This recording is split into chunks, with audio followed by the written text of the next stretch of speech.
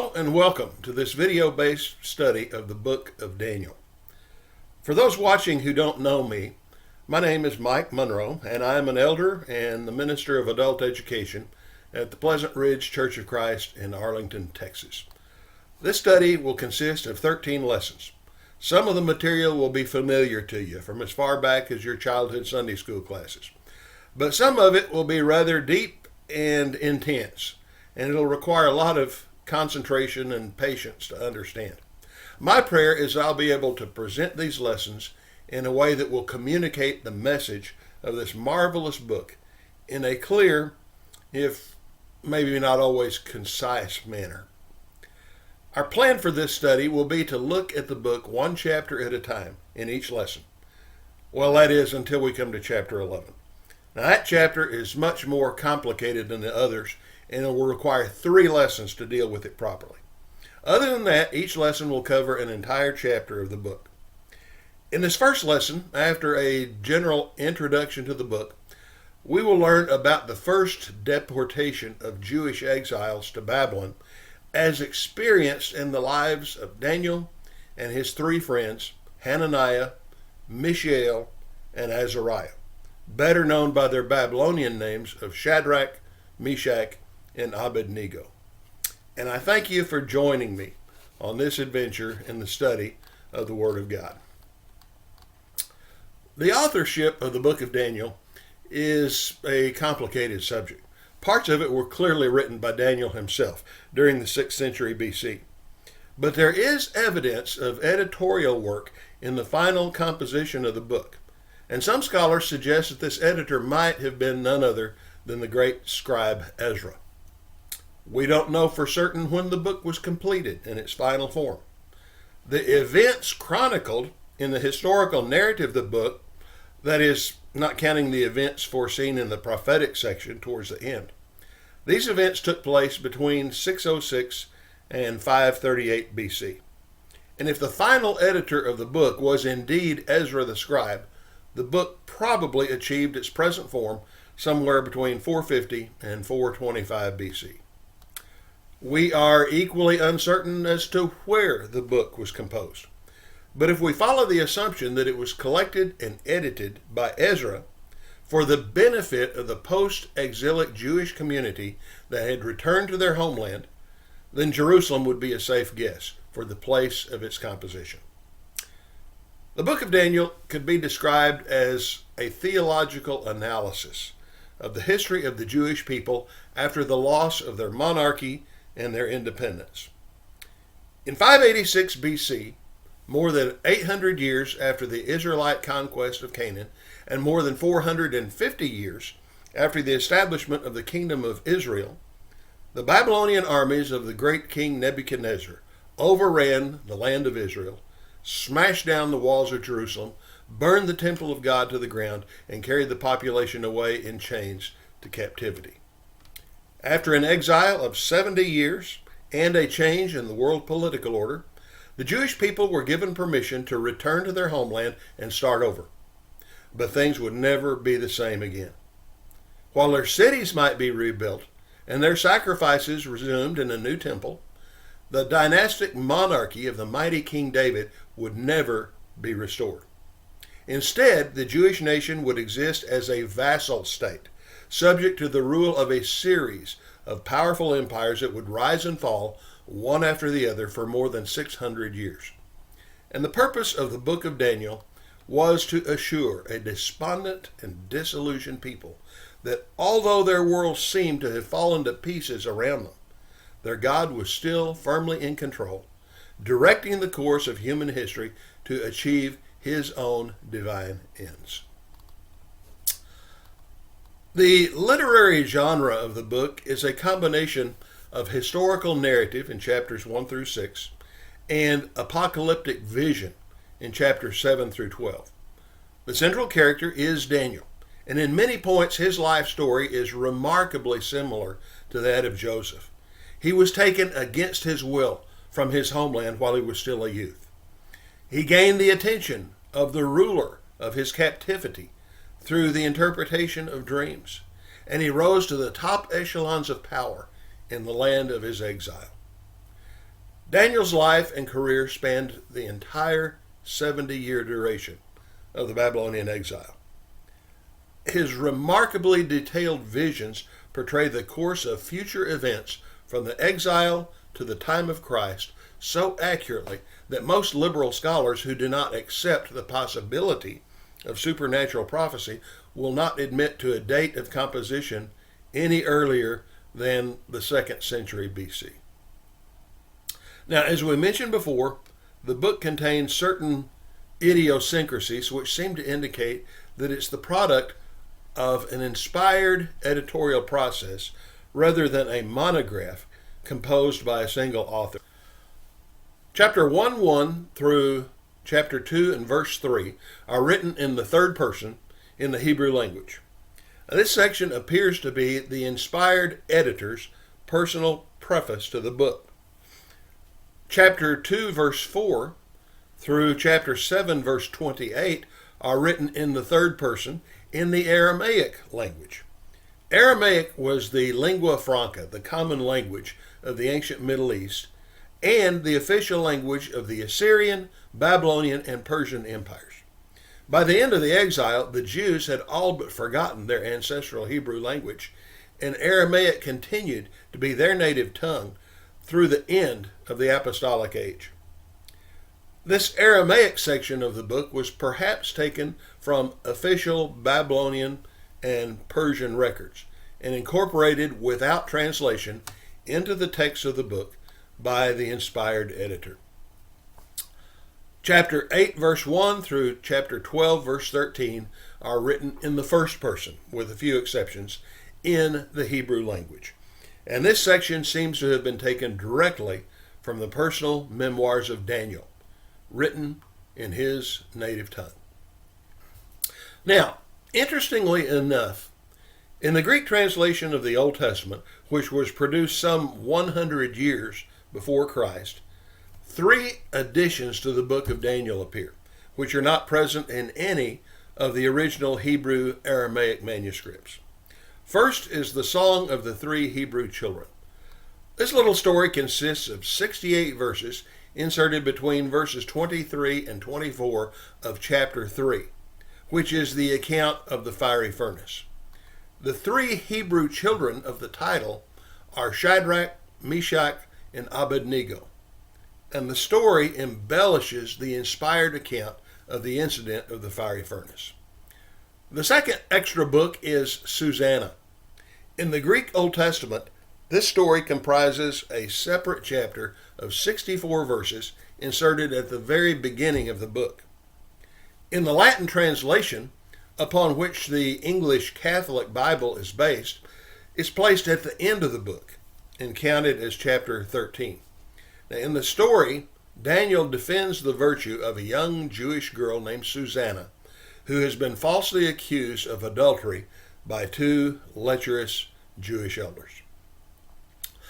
The third story, Bel and the Dragon, consists of 42 verses and actually contains 2 separate but related stories.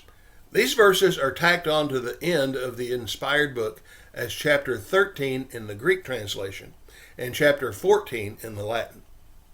In the first story, the story of Bel, Daniel ridicules the worship of idols, and he exposes to King Cyrus of Persia the fraudulent tactics of the priests of Bel, who make it appear that their god consumes food sacrifices that have been sealed up in his temple overnight. As a result, the priests are put to death and the temple of Bel is destroyed. The dragon is a sequel to the story of Bel. Sometime after the destruction of the temple of Bel, the people worship the dragon, which is presumably some kind of snake or lizard. And the king says that unlike Bel, the dragon is a clear example of a living god. Daniel promises to destroy the dragon without a sword, which he does by baking cakes according to a certain recipe, which caused the dragon to burst open upon eating them. Now, these stories are all clearly apocryphal, being composed sometime during the 2nd century BC, some 400 years after Daniel's time, and they'll be of no concern to us in this study.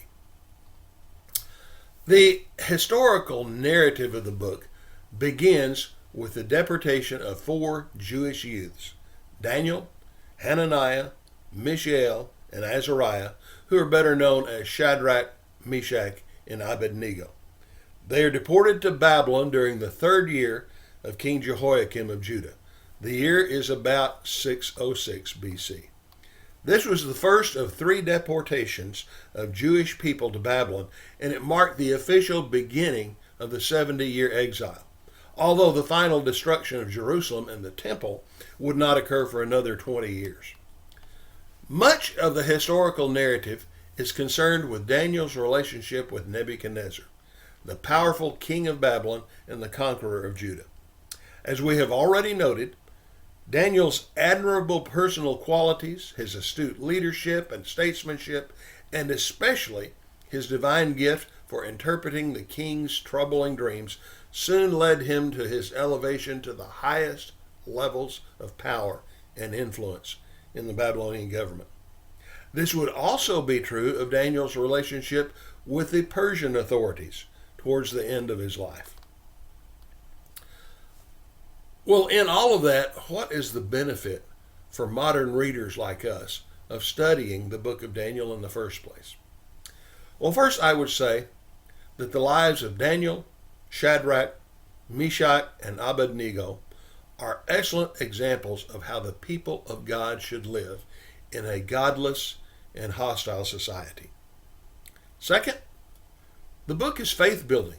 It bears witness to God's sovereignty over the ebb and flow of human history and assures the faithful that even when the world seems to be in chaos, God is in control of the affairs of men, and He is directing events toward the ultimate fulfillment of His purposes in creation.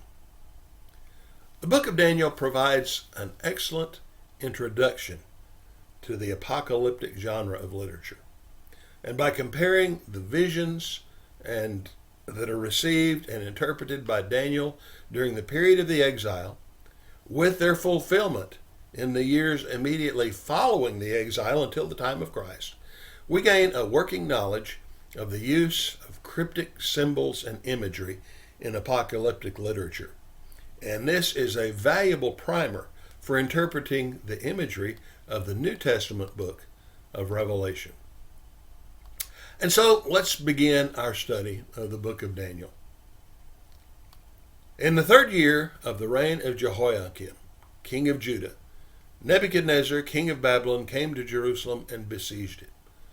The Lord gave Jehoiakim, king of Judah, into his hand, along with some of the vessels of the house of God. And he brought them to the land of Shinar, to the house of his God, and he brought the vessels into the treasury of his God. Then the king ordered Ashpenaz, the chief of his officials, to bring in some of the sons of Israel, including some of the royal family and of the nobles, youths in whom was no defect, who were good-looking, showing intelligence in every branch of wisdom, endowed with understanding and discerning knowledge, and who had ability for serving in the king's court. And he ordered him to teach them the literature and language of the Chaldeans.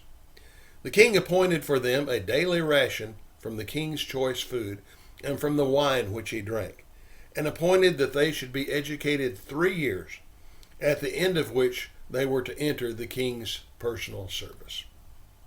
The Babylonian exile officially began in the third year of King Jehoiakim of Judah.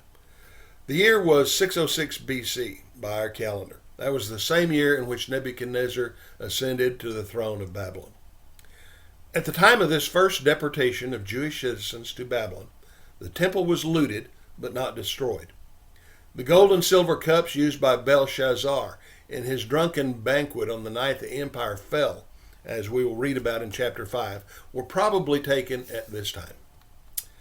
A second deportation and a more thorough looting of the temple came in 597, in the aftermath of King Jehoiakim's futile rebellion against Nebuchadnezzar.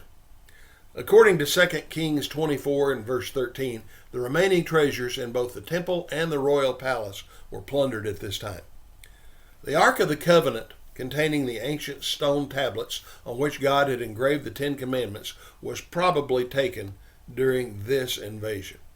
Now, a popular legend holds that the ark was smuggled out of Jerusalem by the prophet Jeremiah and hidden in a cave just before the city capitulated. However, the tight siege conditions that marked this invasion would have made such an event highly unlikely, if not impossible. And so modern day searches for the lost ark are probably simply a matter of chasing the wind. The temple itself survived until the final invasion of 586 BC, which involved the total destruction of the entire city of Jerusalem and the exile of almost all the rest of the people remaining in the land. The first group of exiles consisted primarily of Jewish young men of noble and or royal stock. Their total number is unknown, but they certainly must have represented the cream of Jewish young manhood, because the final years of the government in Jerusalem were characterized by an appalling lack of responsible and qualified male leadership. Upon arriving in Babylon, these young exiles were in effect sent to an Ivy League university. The accommodations were plush, the academic standards were high. The curriculum was rigorous, but those with the right stuff would be primed for service in the highest levels of royal government. The headmaster of this training academy was named Ashpenaz, the chief of King Nebuchadnezzar's officials, as the text tells us. A more literal translation of Ashpenaz's title is chief of eunuchs, and it's highly possible that all the Jewish youths placed in this program were also made eunuchs. And that would help to explain why Daniel apparently never married or had a family throughout his long residence in Babylon. Well, let's continue reading. Now among them from the sons of Judah were Daniel, Hananiah, Mishael, and Azariah. Then the commander of the officials assigned new names to them, and to Daniel he assigned the name Belteshazzar, to Hananiah, Shadrach, to Mishael, Meshach, and to Azariah, Abed-Nego. The only individuals mentioned by name from among this first group of deportees are Daniel, Hananiah, Mishael, and Azariah. And they must have been terribly young at the time, perhaps as young as 12 to 15 years old, because at least one of them, Daniel, lived through the entire 70-year duration of the exile. Well, upon enrollment in the training program, they were each given a new Babylonian name. The assignment of a name to another person was a sign of authority or dominion over him, and was a common practice between victor and vanquished in ancient times. We have other examples of this in the historical books of the Old Testament. King Jehoiakim was so named by Pharaoh Necho of Egypt. His original name had been Eliakim, which we read in 2 Kings 23 and verse 24. King Zedekiah received his name from Nebuchadnezzar himself. His parents had named him Mattaniah, 2 Kings 24:27. The new names given to Daniel and his friends are of obscure translation, but they appear to reveal Nebuchadnezzar's motives for their re-education. Daniel means Yahweh is my judge, whereas his assigned Babylonian name, Belteshazzar, incorporates the name of Bel, the chief deity in the Babylonian pantheon, and may be translated, may Bel protect his life. Well, as we shall see, Daniel's life was certainly protected, but it wasn't by Bel. Hananiah means Yahweh is gracious. Shadrach incorporates the name of Aku, the ancient Sumerian god of the moon, and appears to mean under the command of Aku. Mishael is probably to be translated, who is what God is. Meshach also incorporates the name of Aku and may be translated, who is what Aku is. Azariah means Yahweh has helped. Abed-Nego incorporated the name of Abu, the Babylonian god of wisdom, and the name probably means servant of Abu. All right, having learned the significance of these new names, let's continue our reading at verse 8. But Daniel made up his mind that he would not defile himself with the king's choice food or with the wine which he drank. So he sought permission from the commander of the officials that he might not defile himself. Now God granted Daniel favor and compassion in the sight of the commander of the officials. And the commander of the officials said to Daniel, I'm afraid of my lord the king, who has appointed your food and your drink. For why should he see your faces looking more haggard than the youths who are your own age? Then you would make me forfeit my head to the king.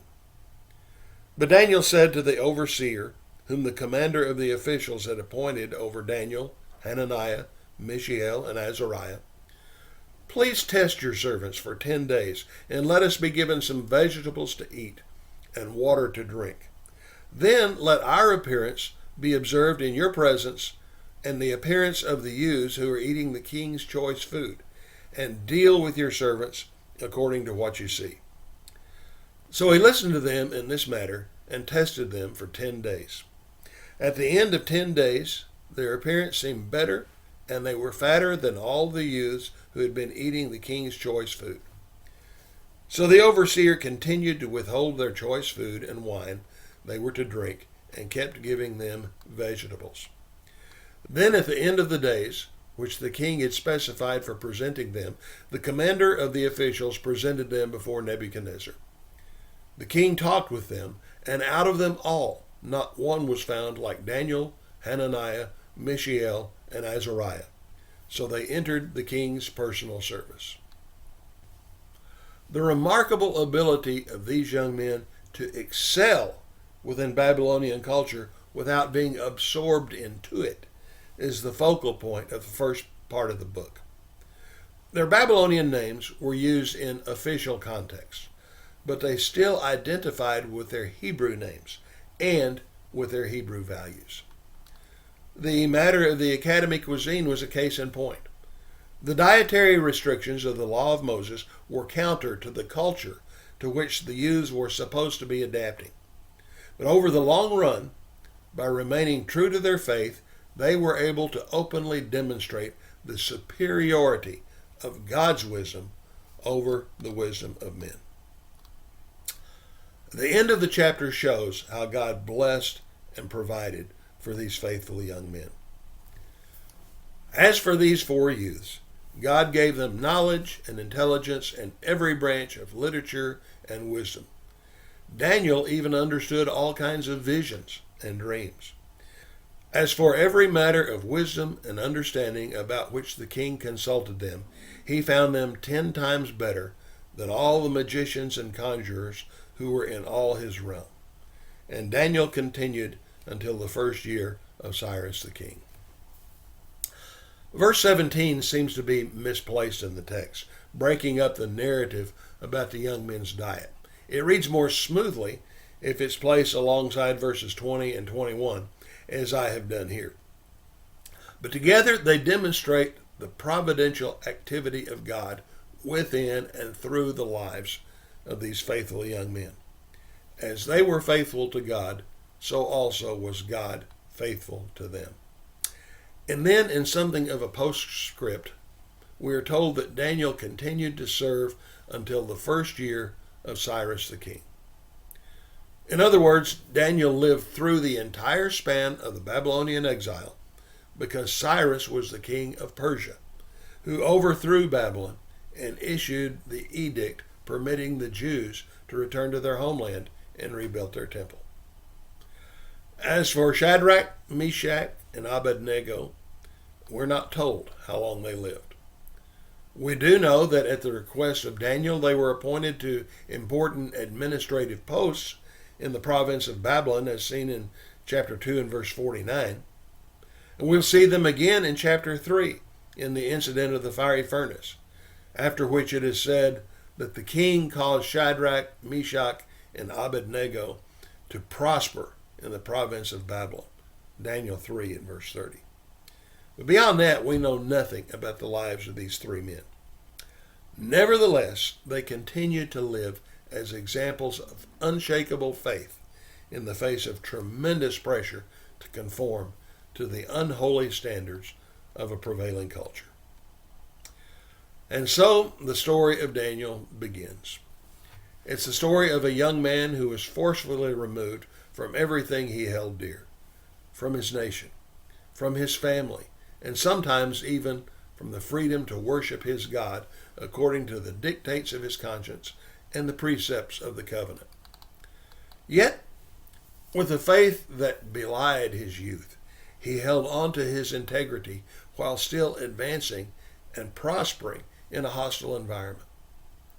It's the story with so many valuable lessons for Christians today as we strive to maintain our faithfulness to God and our Lord Jesus Christ in the midst of an increasingly hostile culture in society. In our next lesson, we'll learn how Daniel came to the attention and favor of the great king Nebuchadnezzar. You will reign forever.